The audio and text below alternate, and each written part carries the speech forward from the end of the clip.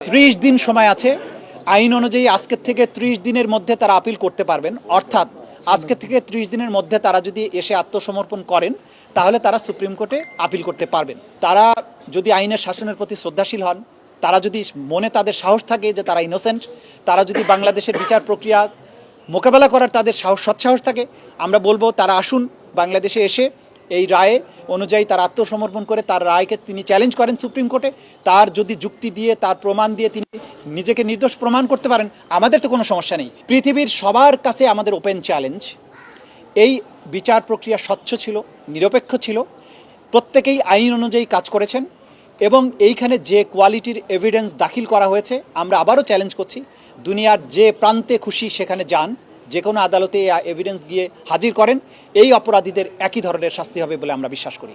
যে দুজন আসামি পলাতক রয়েছেন তাদেরকে ফিরিয়ে আনার ব্যাপারে রাষ্ট্র দুই ধরনের পদক্ষেপ নিতে পারেন। একটি হচ্ছে ভারতের সাথে সম্পাদিত 2013 সালের যে অপরাধীর বহিঃসমর্পণ চুক্তি, অর্থাৎ এক্সট্রাডিশন ট্রিটি 2013, সেই চুক্তি অনুযায়ী আমাদের এখানে যেহেতু মানবতা বিরোধী অপরাধের দায়ে তারা সাজাপ্রাপ্ত হয়েছেন, তাদেরকে বাংলাদেশ ভারত সরকারের কাছে ফেরত চাইবে এবং ভারত সরকার যদি আইনের শাসন, ন্যায় বিচারের প্রতি শ্রদ্ধাশীল হয়, তারা সেই আসামিদেরকে ফেরত প্রদান করবেন এবং তাদেরকে বাংলাদেশে ফেরত আনার মাধ্যমে তাদের উপরে যে সাজা দেওয়া হয়েছে সেটা কার্যকর করা যাবে। দ্বিতীয় যে প্রক্রিয়া আছে সেটি হচ্ছে যে ইন্টারপোলের মাধ্যমে, যেহেতু একটি বাংলাদেশের একটা ট্রাইব্যুনাল থেকে উপযুক্ত আদালতের থেকে তাদের মৃত্যুদণ্ড প্রদান করা হয়েছে, তাদেরকে ইন্টারপোলের মাধ্যমে গ্রেপ্তার করে বাংলাদেশে এনে সেই সাজা কার্যকর করা যেতে পারে।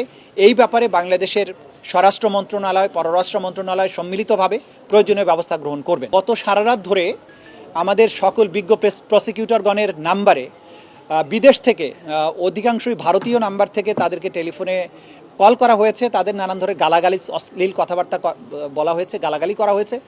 এগুলোকে আমরা খুব একটা আমলে নেই না, কারণ একজন অপরাধী যখন বুঝতে পারে যে সে অপরাধ করেছে এবং তার সাজা অত্যাসন্ন, তো তখন সে তার এই জাতীয় আচরণ তার অপরাধ প্রবণতাকে নির্দেশ করে। এগুলোকে আমরা আমলে নিচ্ছি না।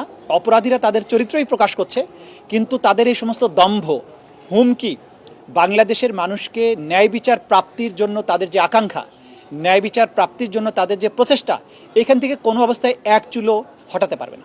আমরা আশা করব সরকার এবং রাষ্ট্র আদালতের এই রায়কে যথাযথ আইনি প্রক্রিয়া এবং অন্যান্য যত প্রক্রিয়া আছে কূটনৈতিকভাবে, সেই প্রক্রিয়া অবলম্বন করে যারা আসামি পলাতক আছেন, দেশের বাইরে আছেন, তাদেরকে বাংলাদেশের মাটিতে নিয়ে এসে আইনের মাধ্যমে তাদের এই শাস্তি কার্যকর করবে।